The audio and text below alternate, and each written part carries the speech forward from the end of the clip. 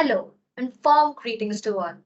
Welcome to our session on latest updates on EPR compliances under Plastic Waste Management Rules 2016 as amended. I am Prachi Panka, your moderator for today. Plastic Waste Management Rules has seen several amendments since the time of its inception in March 2016. The trend of updates and amendments are never ending along with the remarkable work of regulatory authorities in bringing about the transformation in the industry is commendable. As the name suggests, today with our EPR experts, we will be walking you through the recent updates of EPR compliances under Plastic Waste Management Rules 2016 as amended. Our speakers for today are Prathamesh Chitroda. Prathamesh possesses a deep understanding of EPR under various waste categories and currently is serving as an associate manager at A2G. Ishika Sisodia. Ishika's expertise in EPR seamlessly aligned with industry's demands. Currently is serving as an associate manager at A2G. Hussain Parvia. He is a sustainability expert who has experience of more than 12 years and currently he is leading as an head of digital innovation at A2G, along with the founder, Mr. Abhishek Garg, who would be leading the Q&A session at the end. Now, let's see what is stored for today's agenda. Firstly, we will be speaking about the latest notification released by CPCB. Second, key portal updates. Third, details of the minutes of meeting of CPCB's fourth committee meeting held on 9th of May. Fourth, EPR sync. And lastly, Q&A session with Mr. Abhishek Garg. Before we start, I request a kind attention to the meeting rules. First, meeting will be recorded. Second, please note that our conversation will be confined exclusively to matters pertaining to plastic waste management rules, ensuring a targeted and productive discussion. Third, note that all attendees are on mute. To speak, please use the raise hand feature. The moderator shall unmute and allow to speak in the Q&A round. Kindly introduce yourself and your organization briefly and ask your question. In the view of time limitations, we would request all to avoid repetitive questions. And lastly, you may also please keep entering your queries in the chat box. Without further ado, I would welcome our first speakers for today's session, Prathamesh. Hello everyone, good afternoon. Thank you Prachi for your kind introduction. So as at the start, Prachi insisted that the updates are always never ending. So let me help you with the few highlights of the recent amendments or the updates that have come up with by the CPCB. So all of these amendments has been come up in May 24. So let me help you with this step by step that what all are the key highlights for this recent amendment or the notices that has come up with. So first notice, which we are going to talk about, is been issued by CPCB to the Central Board of Indirect Taxes and Customs. So basically, as all the attendees over here are aware about that who all the entities that are registered on the EPR portal are allocated with a certain EPR certificate. But have we been through with the certificate entirely? No. So there is a point mentioned which talks about the validity of an EPR certificate. Right? So ideally, referring to the amendment dated 27th April 23, which has been released by CPCB, state that there is no expectation for an EPR certificate to get renewed. So in a layman term, the registration, the EPR certificate do not require any renewal. Okay. However, there is a slight gray line between the authorities and the entities which are following under the plastic waste management rule. So we have been through with an experiences wherein custom departments are stating that they require the EPR certificate, and also they might state that the EPR certificate is invalid as it would require a renewal. So to avoid this gray line, CPCB has come up with this amendment or the notice. Moving ahead, there is a second notice which has been issued by CPCB. So this notice specifically talks about filing of annual return by the PIBOs and PWP for the financial year 2022-23. So as many of us might already be aware about that the deadline for filing of annual return for FY 22-23 is 31st of May. However, there are some key points which we need to keep and highlight on are non-completion of this annual return filing may lead to certain environmental compensation. So now to explain an environmental compensation, it is just an penalty which would be levied. So for the PIBOs, if the annual returns are filed within the stipulated timeline, then the environmental compensation would only be levied on the shortfall of the EPR targets. And if we are not supposed to do so, post 31st of May, the annual returns would be levied with an environmental compensation on shortfall of EPR targets plus 15,000 rupees, an additional payment or the environmental compensation that needs to be levied. Secondly, similarly for PWP, if it is maintained within the timeline, then no environmental compensation would be levied. But if not, then these slabs are bifurcated basis the capacity of the plastic waste processor.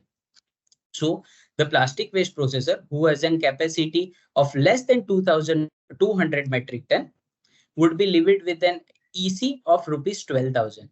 Similarly, entity having an capacity between 200 to 2,000 metric ton would be levied 27,000 as an environmental compensation, and above 2,000 it would be 57,000 rupees. So these are the key highlights for this notification of extension in timeline for filing of annual return. Going ahead, there is also an added notification which talks about the registration process for the PIBOs, which are producer, importers, and brand owner, and the plastic waste processor. So what CPCB insisted, the deadline for filing the registration or getting yourself registered on the CPCB portal is on 31st May 2024. However, there are also few points which are been added, which are also earlier added into many amendments in the notification.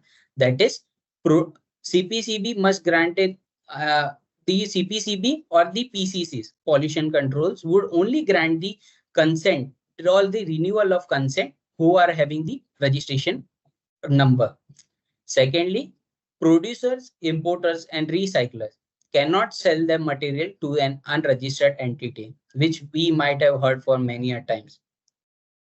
Adding to this, the most important thing is delay in the registration of the EPR portal shall not absolve the PIBOs of fulfilling their obligation for their intervening period. So these are the notifications which we have received in the May 24 month. For going ahead, there are some portal updates. As we know that the portal was under maintenance from last 3 months, which got resolved and started working by 24th of April. So CPCB has come up with various enhanced security features to safeguard and to make assure each and every entity or the authorized person that their data is secured enough with CPCB. So they have came up with the enhanced security features into various feature or the processes of the entire EPR portal. First one is in the login feature, they have come up with a 3-step authentication, that is password, CAPTCHA, and OTP, wherein the OTP would be received on your authorized email ID and the mobile number. Similarly, referring to the enhanced security features, CPCB states that each and every entity or the authorized person needs to change their password every alternate 45 days. So while doing so, the process of forgot password is that the entity or the authorized person would receive an email from CPCB which have the separate link to change the password, followed by an OTP which would be received on the mobile number. Similarly, there are options available of change email or mobile number. So that also would be followed by an OTP, which would be received by both the authorized person email ID and the authorized mobile number. Similarly, they have additionally put up the security features into certificate generation, credit exchange, and transfer of EPR targets from your wallet to the annual return filing tab. So while doing this matters into the entire process of maybe registration or the annual return filing, entities or the authorized person would require OTP, which would similarly be received on your mobile number and email ID. The key highlights to this enhanced security feature is if any entity or the authorized person is willing to change the mobile number, email ID, password, or generation of the EPR certificate, post application of this, the portal would be disabled for that entity for 24 business hours. And similarly, unique mobile and email IDs are being made mandatory. So email IDs and mobile number that are being used once into any kind of this situation wherein to create the login, to do the registration process or the annual return filing could not be used for the second time. Also, most important, 3 consecutive attempt of an incorrect OTP that has been submitted onto the portal may lead to lock or blocking of your account. Also, as we know that we are facing a lot of issues that might be due to the technical errors or the security and features that are being enhanced. CPCB has also come up with a ticketing system. In this ticketing system, and compliant can create and separate login ID for their entity themselves, and into that email ID using the various options available, they can report their issues which are being faced onto the portal into various scenarios of maybe registration, annual return filing, transfer of credits, etc. So as this ticketing feature has been enhanced, they have also provided us with the tracking facility of the issue that we have been raised. So they have provided with a dashboard which helps you to understand the current status of the issue that has been put up in front of CPCB. So whenever any issue has been raised, the status would be shown as open. As soon as this issue is been resolved, similarly, that would be shown as closed onto the portal. However, if there are any issues, if the ticket has been closed and the issue is not being resolved by CPCB, in that case, using the login ID that we have created, we can again apply for the similar issue that we are facing onto the portal. So thank you everyone for your time and attending it with lot of patience. Thank you. Thank you, Prathamesh. Now, please welcome our next speaker, Ishika.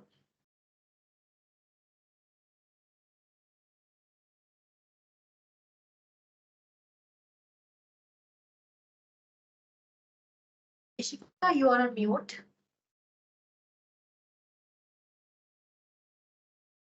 Am I audible now? Yes. Okay. Thank you, Prachi, for briefing. Good morning, good afternoon, everyone, and thank you very much for joining the call. As Prachi mentioned, I will be taking forward and discussing the minutes of the meeting for the CPCB's recent meeting. As you are aware that recently CPCB has conducted its 4th EPR appraisal meeting.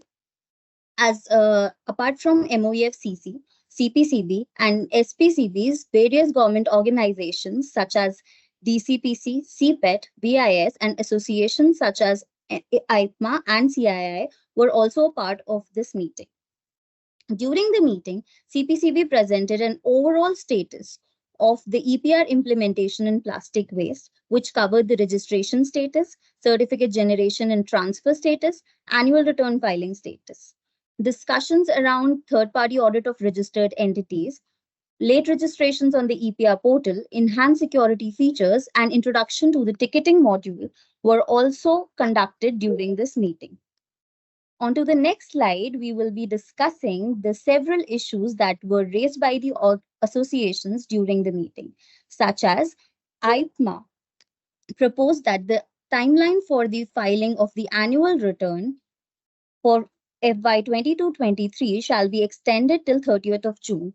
However, CPCB's deliberation to the same is that the extension shall be given till May 31st only.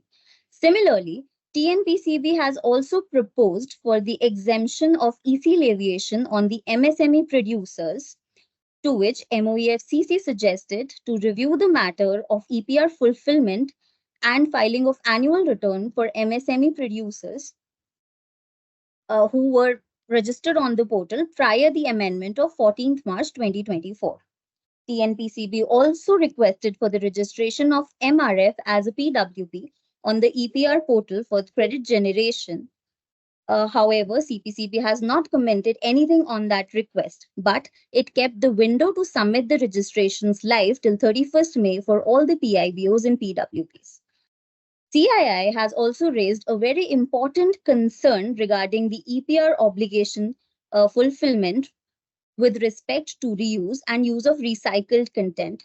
To this, CII was suggested to identify all the issues that are coming in the fulfillment of the EPR obligation, and after that, CPCB may organize a stakeholder meeting to address these issues. Moving on, we shall discuss onto the various topics that were discussed by CPCB during that meeting. Let us first take the status of implementation of EPR as provided by CPCB as of 8th May 2024. Here in the table A, you can see that it is the registration status of the PIBOs and PWPs as of 8th of May 2024.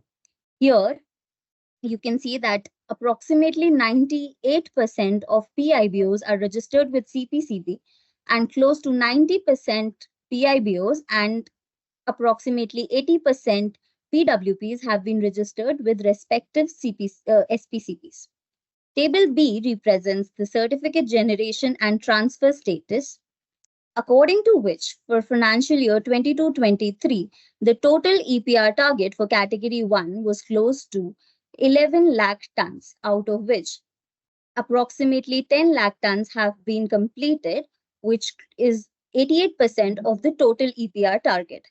Similarly, 89% for category 2, for category 3, 94%, and for category 4, 84% of the total EPR target has been fulfilled in the year 22-23.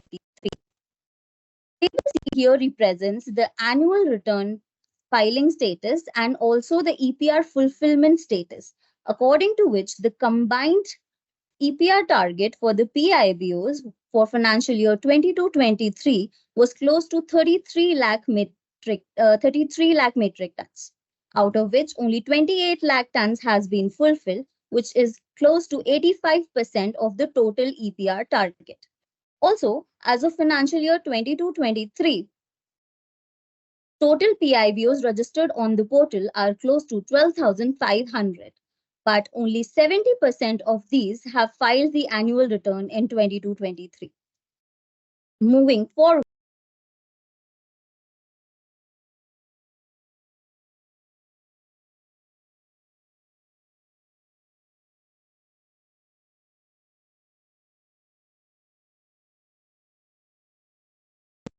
Ishika, are you there?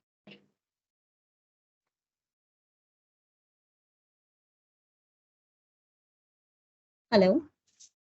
Yes, Ishika. I hope I did not miss out a lot. No, please continue. Yes. Go ahead. Moving forward, we have some key pointers from the EPR implementation status. First is the third-party audit of the registered entities. Please note that up to 100 plus auditors from reputed IITs and NIITs have been impaneled at present with CPCB for the audits. A major highlight to this point is that CPCB has already conducted its 6 initial audits and have taken strict actions against the defaulters. CPCB, our regional directors of CPCB have also planned the joint audits with SPCBs for up to 70 plus PWPs. Additionally, CPCB has also shortlisted more than 800 organizations for further auditor empanelment. The second point is the project that is awarded to National Productivity Council, which is NPC, for the preparations of environment standards for the PWP. In this project, NPC will conduct a detailed study for 1 year on 27 PWP units identified by CPCB. And will identify and categorize all waste streams from each PWP sectors.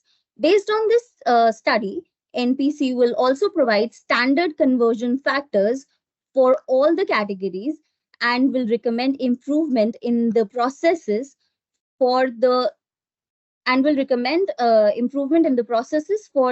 reduction of the pollution at the source, considering its techno-economic viability.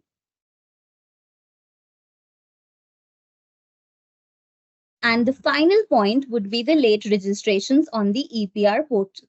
As mentioned by Prathamesh in the earlier slides, that CPCB has extended the timeline for filing the registrations on the portal till 31st of May 2024.